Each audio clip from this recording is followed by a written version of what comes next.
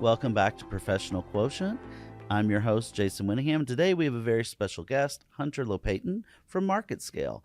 Hunter, would you like to introduce yourself to us? Yeah, thank you, Jason, and thank you for having me on. I always get to see it from the other side. I get to see the production and get to see the amazing guests you bring on. So I'm definitely flattered that you wanted me to be on the podcast today. But yeah, I work here at Market Scale. Been here for about 3 years down in Dallas, Texas. Originally from Detroit, Michigan. Go Detroit. Yeah, went from the cold weather down to the heat.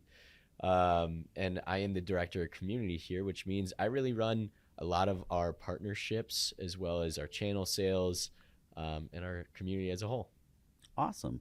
Thank you for being here today. I have found that hearing other people's stories is something so profoundly, something that inspires so much growth. And there's always, I just find that people are so unique because there's like a million layers, like an onion, and each one's just so unique and fun that it's worth exploring. Yes. And those panel discussions are really where people come out even more so, because when it's one-on-one, you're a little bit more trying to polish yourself.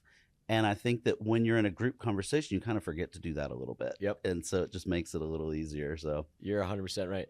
Now, I'd love to kind of flip the script here and ask you, because this is super important, has been probably in your career on the HR side of things, especially in commercial real estate too. Where have you really seen that come into play, the conversations and having people speak up, and where does that grow on the HR side? I feel like that's a huge benefit. You know, from a personal standpoint, I'm neurodivergent, so I did not have that diagnosis growing up. So communication itself was always difficult. I've always thought that my original language, the encoding language, is not English in my brain. When I'm thinking, it is not in these English words. It's in a combination of laughter and song. And I believe my own theory is that that's the first language I learned as a baby. Yeah. You know, you laugh, you kind of giggle, and people try to make you laugh when you're a baby. You'll see it like if you're standing in line at a grocery store and there's a baby in front of you. Adults just they try and get the attention, and you laugh. I believe, because I have memories going back to when I was a toddler before I spoke English, and those memories are all encoded in that laughter. Because of that, there was always this disruption, though, because there are times when I feel like I have to translate it. And the translating, I'm very approximate. So when sometimes with my language, it's not precise, it's directional. But I like to tell people that the directional truth is where it's at. And when I was in commercial real estate, when I very first started, I started in the print room because I was a theology major first. It has nothing to do with business world. And I didn't know what I wanted to do, so I was temping. Yeah. And when I started there, I was like, okay, this is a paying job. Great, I'll hang on to it. But how do I grow from there, and how do I learn? And I felt like because of that social anxiety and those differences, I was very much internal and quiet. And what I learned also was that there were lots of times in meetings I'd be sitting around, and one example I'll give for that I've kind of gotten used to sharing is that it's like I'm hearing everybody say around the table, we need salt on this food. And I'm looking at the salt shaker and wondering, why aren't they just using this salt that's right here? And it's come to my attention that perspective is everything. And so perhaps the salt shaker was just behind my glass, and so they didn't have vision of it. So once I started saying the very obvious things that I was seeing, like, hey, here's salt, everybody acts like, oh, that's so amazing, oh, so insightful. I'm like, no, Didn't you know that was there? I'm just telling you there's salt here. But I've learned that sharing that your thoughts in meetings, and this goes to much wider than just neurodivergent, but anyone that feels like I'm sitting in a meeting and I'm being quiet even though I have thoughts, share them. Just start sharing, because that's where the magic starts happening. Because even if it is the reason I wouldn't have said there's salt on the table before was I was internally overthinking, and it was like, oh, there must be something wrong with the salt, and they all know that already, and I don't. But the reality is, you're not going to know. Maybe they do, but you're not going to know that unless you share it. Yeah. And there's no harm in sharing ideas. And in fact, the more we share ideas, the the more chance we have of really succeeding and growing new things and being innovative. Yeah. And I've seen that over and over again. So I did grow within commercial real estate, to becoming like a global manager of our employee resource groups at one time. And those were so impactful, and I was successful in it because I was empowering those voices, saying, Yeah. speak up. We want to hear from you. And creating environments where people can be collaborative and sharing. So roundtables are a huge, huge thing I love. Like, Yeah. bring multiple partners from different perspectives together, and magic happens, just happens. I mean, that is such a great point when it comes to HR and that side of things, is being able to pull out everybody's internal thoughts that they already are thinking. And you know, because that's what we do in life. A lot of times we are sitting there and we're saying, they already know this. They're already thinking about this. So why would I have to say it too? But when you do say it and then other people around you agree, that's even better too. Let's say they are thinking it already and you know, they're thinking the exact same thing. Now you're, number one, finding commonality, and you can build off of that. Because now you Absolutely. can throw ideas back and forth on top of that first idea that you created and Mhm. that you were thinking. You get to do that a lot in your work, right? Yeah. I mean, you're working with so many different companies, and having them draw out things to be public. Yeah. How did you get into that? How did I get into that? Yeah. I kind of fell into it. I'll say that. All right. I was actually never thought I would be in media. No joke. No joke. Never thought I would be in media. Didn't know this is where I was going to go. And the funniest thing is, I was actually going into commercial real estate. No way. Yep. Okay. So I was a little backstory on me and how I Yeah. ended up in Dallas, Texas at a media Please. company. Yeah.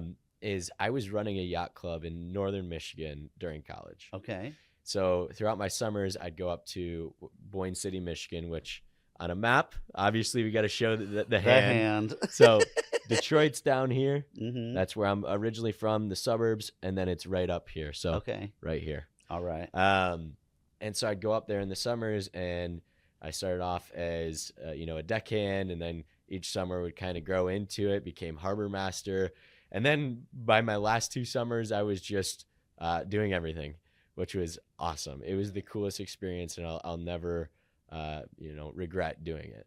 That's for sure. But I had a couple clients of mine that had boats at the yacht club that were from Dallas. Okay.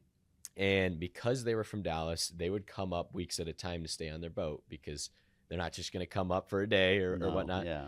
And so they'd be staying on their boat, and I'd be closing down the yacht club, closing down the restaurant and the bar. And so I'd always sit and hang out with them. I'd have a couple drinks, maybe smoke some cigars with them. Mm-hmm. And we'd always talk business and kind of what I want to do in my career. Neat. And I kind of go back into this a little bit later, but I wanted to go into commercial real estate. And I told one of my clients, I was like, yeah, hey, I looking at commercial real estate. If you know some people in Dallas, let me know, and I'll check out the city. I've never been. Oh, yeah. And I was like, I'll check out the city.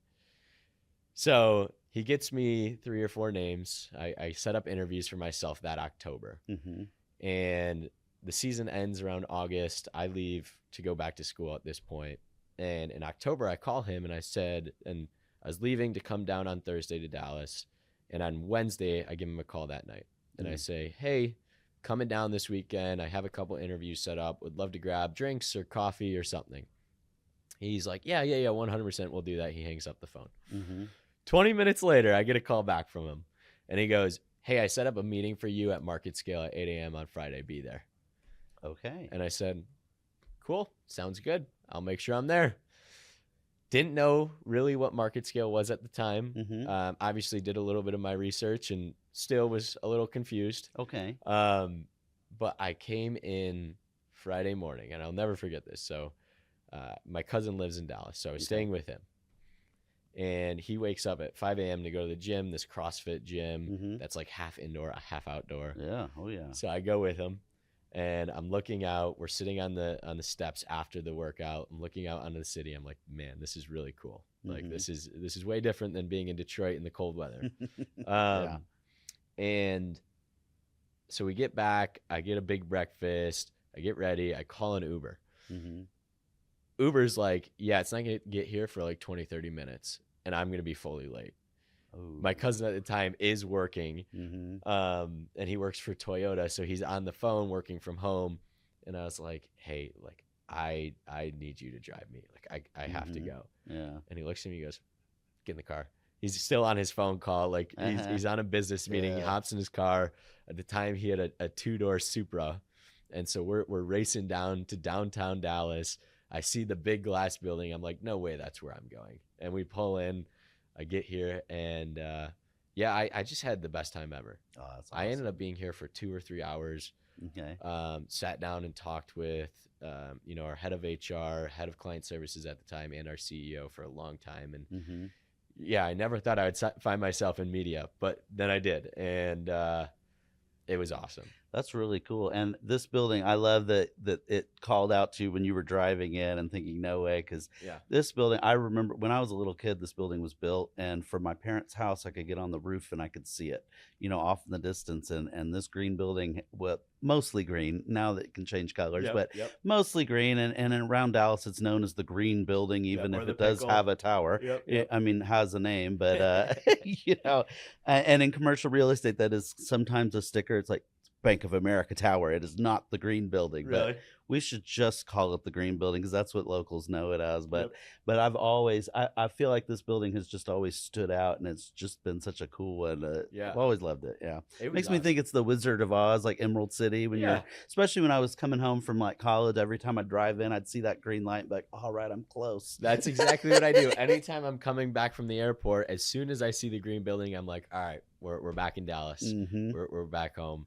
Yeah, but no, I never thought I'd be in media. I ended up making the decision after a couple interviews that day, and I was like, I definitely want to figure that out. That's cool. So what does your day to day kind of look like? Do you even man. have a day to day? Yeah, it depends. Okay. Obviously, I have my tasks that I have to make sure we're staying on top of. So a little background on me too is I run all of our communities here at Market Scale. So whether that's our channel sales, our partnerships, Mm-hmm. things of that nature. Okay. So it does fly all over the place, Sure. in good fun. Yeah. But I try to keep it as standard as you can, because that's how you're going to create exponential growth, Mhm. is when you're able to build on top of things and Sure, not be yeah. ambiguous all the time. Mm-hmm. So my day to day is usually, talking with people like yourself, Mhm. partners of mine, Mm-hmm. making sure that they're getting used to the tool, that it's making sense, and not just the tool, but of Market Scale as a whole, Mm-hmm. and helping them grow. We like to say with the guide community here at Market Scale, which is obviously what Mm-hmm. that I run, is our affiliate program, is that we really want to become your record label Okay. in the guide with all guides. Mm-hmm. Is we want to help you boost your own personal brand, help you grow in your career. Mm-hmm. And that's what's been so cool. And that's how I've learned the most, is because I'm sitting there helping professionals who have been in their industry for 50 plus years. I'm still in my industry for only 3 years. But lucky enough for me, I grew up in a generation that is all around media and all around all of it. So I get to see it. And I've been watching podcasts for years. I've been a part of media creation and different things like that for years. So that's the best part, Mm-hmm.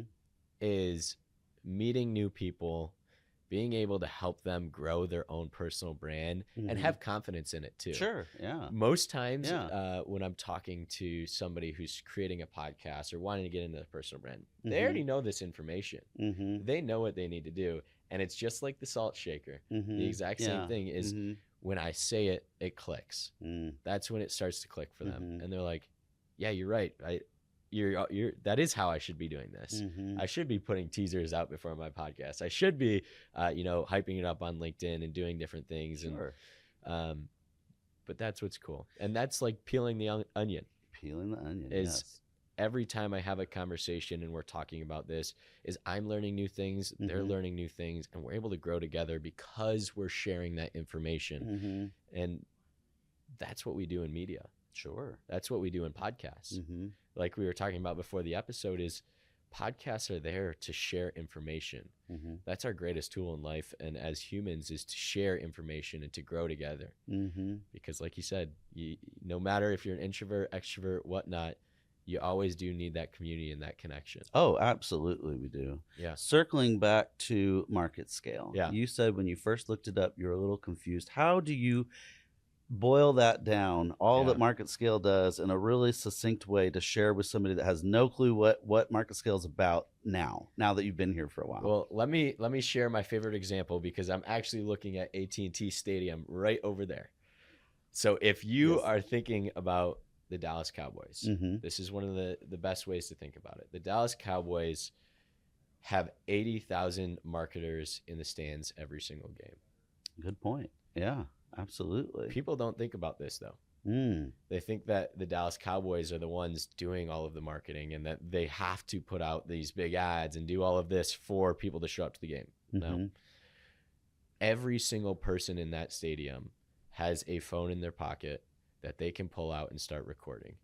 Mhm. And that is the most powerful resource that any company can have, Mm. is the fans that are already there, whether they're in the stands or they're everywhere in the world. You got to empower them to be the creators. Mhm. We also, Absolutely. in very similar light, we talk about Taylor Swift. Mhm. Taylor Swift has built an empire because she has her Swifties. Mhm. Sure. Yeah. And they're posting every day talking about what Taylor Swift's doing, talking about her new song, and community grows community. Mhm. You build on top of each other, you gain a network because of it, and you create fans. Without going into far detail of how we do it, Mhm. that is what we do. We Mhm. help B2B companies realize that they already have resources. They Mhm. already have an already built community, whether that's your dealers and distributors that you work with every single day, Mhm. or your partners and clients, or just your internal employees that are everywhere in the world. Mhm. Some of the companies that we work with have hundreds of employees in every major city, Mhm. and each one has a different expertise. They have a different perspective. They have a different way of what they do, but they all have or share the common goal of building and growing that company. Now, a lot of people are not Swifties for their company Yeah. or fans in that. So how do you go about showcasing to organizations that they can convert their subject matter experts into that? I'll actually kind of flip this question a little Okay. bit, because it's less about how you're going to convert them right away. You're not Mhm. going to. Mhm. If somebody has a bad taste in their mouth about the company, Oh, it we're not using them. yeah. And it's not that I actually disagree. It's Yeah. not that you don't want to use them. It's you want to use them more actually to create content, because what you're doing is now you're putting them up on a pedestal. Now you're Mm. engaging them and helping them grow in their career. Don't Okay. even think about it as they're doing marketing for our company at this point. Mhm. They're doing marketing for their self and their Yeah. job. We like to say that, if you come in and you're using market scale, you will get promoted, Mm. because you're building your own personal brand while you're doing it. You're building yourself up. And that's what's so important, is you want to, It's visibility. the worst, Mm. what leaves the worst taste in people's mouths about a company Uh-oh. is that they're not able to share their thoughts and opinions and who they are. Sure. Absolutely. When you are sitting behind a desk and you're like, this company doesn't care about me at all. Imagine that company came to you and said, hey, I want to hear from you. Mhm. I want you to talk about what we're doing here. Well, I had a leader once say that it's not about what you know, it's not even about who you know, it's about who knows you. And Ah. that kind of visibility really does resonate, because you could do everything right in a job, and if your head's just low and you're just cranking stuff out, everybody else is so busy that it's not like intentional, but they're just not noticing because Yep. they're busy with their thing. Yep. And nobody's walking around saying, who haven't I paid attention to yet? But when we do lift up our heads and we do get that visibility by taking chances and getting involved and engaged, it almost always has exponential impact. So Yeah. huge believer in that. Yeah. Yeah, it's so important, because you want to hear from your employees. You want them talking about what you're doing, and you want them feeling a part of it. You Mhm. want them to feel like they are doing something with your company. Absolutely. And Yeah. if they aren't doing that, that's where that bad taste comes from. Well, if they're not doing that, then the company has more engagement problems than just that one employee. That's That's kind of a management problem, because you need to be ensuring that you're developing a culture where people want to contribute and yeah, be engaged. And so I like and that. share. Yeah, hmm yeah, Well, switching over to professional quotient, yeah.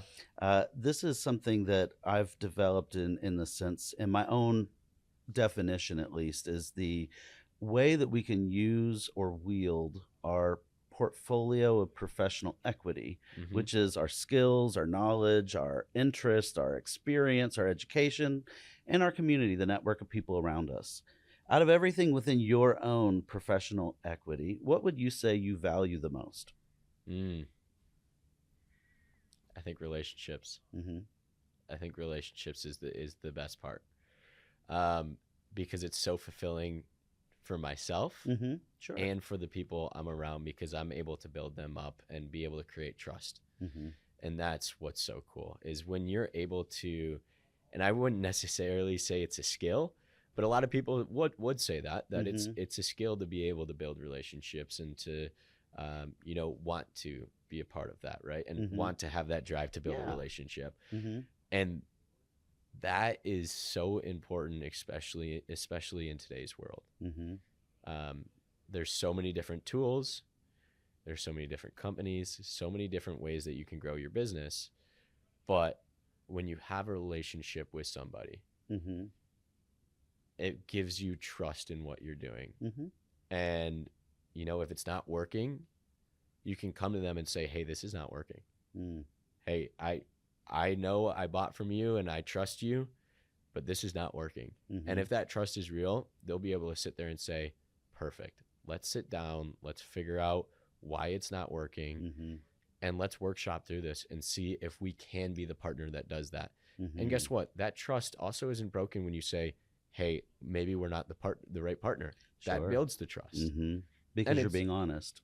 and Mm-hmm. that's the way that business should be, is you Mm-hmm. should be building off of each other. Sure. And that, I mean, it goes back to what we were saying earlier, is that when you share an idea and you're together as one, you have a community together, that's where you build. Now you make networking look effortless. I don't know about that. Well, from the outside looking in, community building seems to be your jam 100%. Are there times in which you have felt like you've needed to overcome obstacles to doing that well? Every day. Okay, and can you Every share a day. little bit about some of those 100%. obstacles? I'll tell you. Oh man, I have so many stories. I'm going to talk about last year's Super Bowl. Okay. That's the first thing I'll talk about. So every year, and actually throughout the entire year, me and my colleague Katie Steinberg, we actually sponsor and work with Ascending Athletes, Mm-hmm. which is what we call the NFL Legends events, where Mhm. they bring in NFL legends, people who are no longer in the league, Mm. that are either looking for jobs or have their own business and looking for partners and investors, and being able to work the business world after, or life after ball. Sure. Yeah. And last year, I hadn't really given a full speech yet to a full crowd. Okay. And I didn't know until about the day before that I would be giving a speech to all of these NFL legends. People like LaDainian Tomlinson were there. People like Emmitt Smith were there. And there's probably close to 300 people at this event. Mm-hmm. And it wasn't a huge long speech, but I still had to go up and I had to talk in front of them and everything. And that was nerve-wracking. Sure. Yeah. I was like, this is unbelievable. So I went up there, I fumbled a couple words, but it went great. And every single time after that, now I do a speech, and it's my favorite part of that event. Neat. Is I get to go up there and I get to talk about them. I get to talk Neat. about what they can be doing to build their personal brand, Mhm. because in sports, that's so important right now. I mean, Sure. you see it with the Kelsey Mhm. brothers, and you see it with the St. Brown brothers too. They're building their own personal brand outside of football. But that's what I talk about. And almost every event I go to, the anxiety's there. Okay. It doesn't go away. Sure. I'm like, oh man, like I gotta go. I'm gonna talk to 100 people today, and I hope I don't flub. And I'm making connections, and I'm making this worth it. And every single time after, I'm like, that was worth it.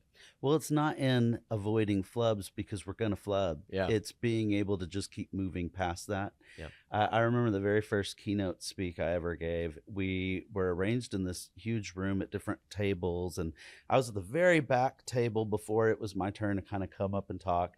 And when I opened it up, there are these moments in every speech I've ever given where it's like I think something's gonna land a certain way and it just doesn't. Uh-huh.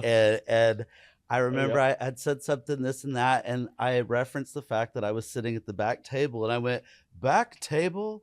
And in my head, they were all gonna go, "Whoop whoop," and it was just crickets, and I was like, but it was one of those moments where it was like, just keep moving, you Yeah. know, just keep Just keep going. Who moving. cares? And it was one of the most engaging like audiences. Like afterwards, everyone was really excited about what we were talking about, and we're just talking my head off for until the next day, in fact. And so in the end, it really didn't matter. Uh-huh. But it was funny because I went home and I was telling my better half about it. I was like, there was this moment that felt like eternity. When I was like, back table, and there was silence. Yeah. Yep. It's Yep. like, Yep. whoops. It feels like it takes a year. Yeah. But the best thing to realize too is they won't remember that. Nobody there will Yeah. remember that. Mm-hmm. You know, they will only remember the really, really good parts. Mm-hmm. And if that, for, you know, most of the time. What is it? I think it's the Maya Angelou quote that says, people don't remember what you say, they remember how you make them feel. Yes. And that's really the important thing, I think, with community building, is just Yes. being there for people and saying, I'm meeting you as a person to person, not a cog in the machine. I'm not looking at you as a means to an ends, but who are you as a person? And let's get to know each other heart to heart. Yeah. And I think that makes such a big difference. Whether it's community, personal, professional, it doesn't matter. Like, You got to evoke a feeling. mm-hmm. We say that in sales too. Okay. Is if you're not making them feel some type of way, if you're Mhm. not taking them on a story, Mm.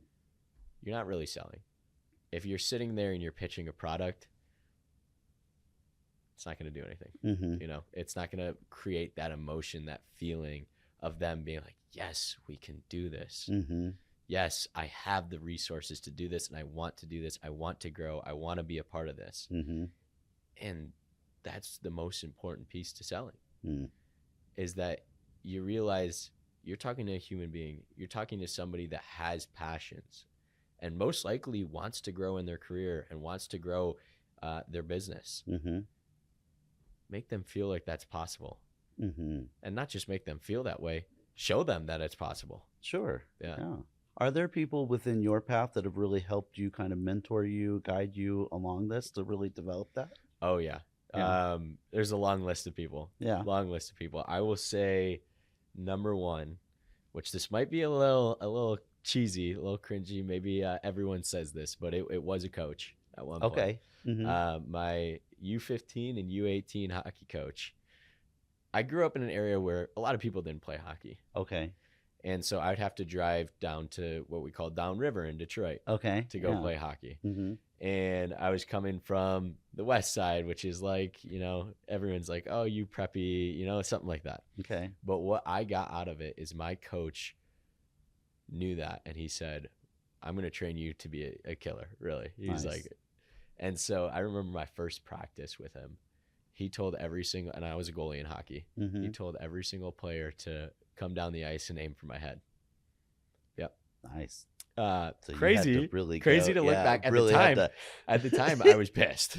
Sure. I'm like, are you Yeah. kidding me? Why is Uh-huh. everybody hitting my head? This is ridiculous. Get this out of here. Uh-huh. Uh-huh. But it 100% grew me as a person because I was able to realize there's no excuses. You get it done. Mhm. You move forward. You keep going. No Mhm. matter what hits you, you keep going. He does that the first practice.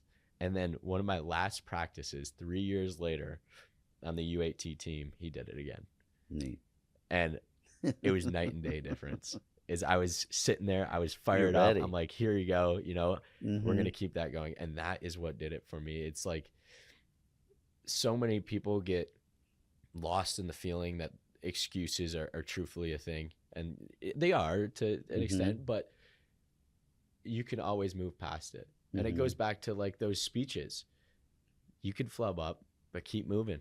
Get back up and keep going. Mhm. And that's what I've learned. And now when it comes to professional setting, I mean, my CEO here has been uh, undeniably a great resource for me, teaching me through business, taking me through almost everything, letting my hands play in a little bit different of a division every single. Best way to learn. And that's the way that I've learned. Mhm. And it's so funny when you come out of college, you're like, oh, I studied econ, I know everything, blah blah Yeah. blah.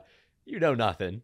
You know nothing. You didn't Real learn anything in experience is college. so much different than Yeah. book knowledge. It Oh, yeah. really is. Mm. It's completely different. That's the coolest part, is when you hop into it and you start doing it. You're like, I know how to do this. Mhm. You don't know how to do it. Then Mhm. finally 2 weeks later, you're like, yeah, I don't know how to do this, but we're learning Absolutely. and we're going to get there.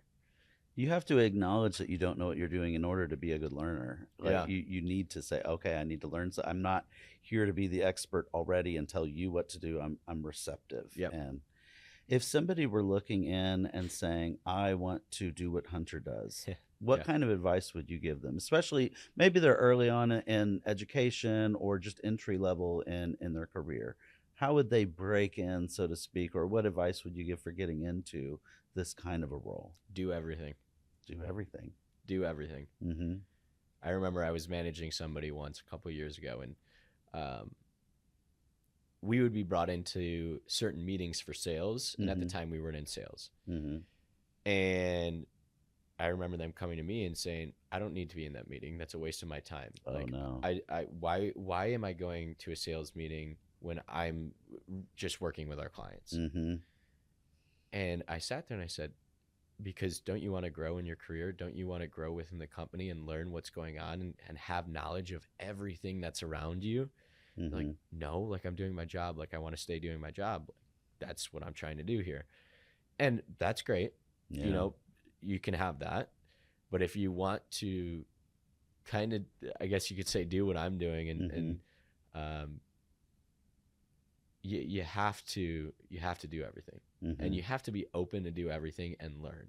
Mm-hmm. 100% learn. I won't tell, like, I'll for sure be the first one to tell you that I would hop into some things, like I said earlier, and be like, I know what I'm doing here, you know, and you Sure. kind of get that imposter syndrome, and you're Yeah. like, we're going to try it out at least. Yeah.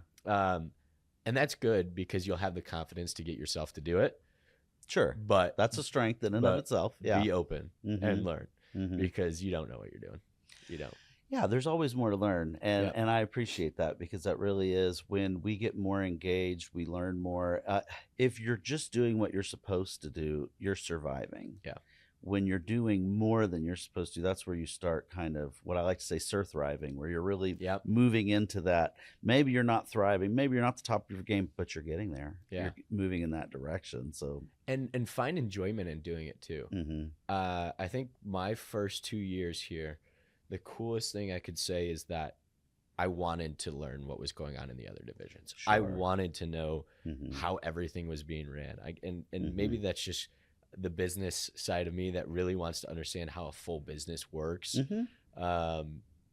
But that was so cool to me, is, you know, I never thought I would work in HR or do recruiting. And the first thing I did when I got here is I was hiring and recruiting and going in and learning that side of the business. Nice. And then I was like, I always knew I wanted to work with clients and Mhm. client services. And so I got to do that. And, you know, I jumped in and I was like, yeah, teach me how we do this. How does a client go from this to this? What makes a client happy? Mhm. Sure. That's always the most fun thing to learn. But then random things would pop up, and things like this, like production. Mhm. I know nothing about production. I didn't go to film school. I wasn't creating videos or taking pictures with a full camera my whole life. Mhm. But I'm interested. I'm intrigued to learn. Mhm. And that's the thing that's made me grow the most, is I want to figure out, how does, you know, people like Bradley and Jonathan here, how do they do what they do? Mhm. And how can I make their lives easier from what I do, but also learn to see how can I help them too in other ways. Sure. Yeah. That's building up a team. Yeah. Yeah. And that's leveraging those around you, not to use them, but in order to really build a partnership Yeah. And when we're learning from others like that, well, I liked how you said that, because it's like, how can I help them because they're helping me? So it's that when we're lifting each other up, everybody rises. I Yeah. love that. Is there 100%. anything you'd like to spotlight about professional growth or professional quotient in your own world that we haven't already talked? I think my generation a lot. So I'm a Gen Zer. I'm kind of right on the border. My generation a lot is very, and we've seen this recently in the past couple of years, is very motivated when it comes to being an entrepreneur Mm-hmm. or trying to go do their own thing. And Mm-hmm. fitness has become one of the biggest things, the hottest things ever right now. Sure. And being able to grow yourself and be a part of it. And I guess my advice and what I want to say is keep doing it, Mm. but and also don't overwhelm yourself because you think you have to. Mm-hmm. Do it because you want to. I like that. Yeah. Very cool. Thank you for your time Yeah. today, for being here. Really enjoyed hearing what you had to say. And to our listeners, if you've enjoyed this conversation, please like, subscribe, and leave a positive review. And remember, just like your IQ and your EQ, we have a PQ, and we can always raise it every day. Just keep learning, growing, and connecting. Until next time.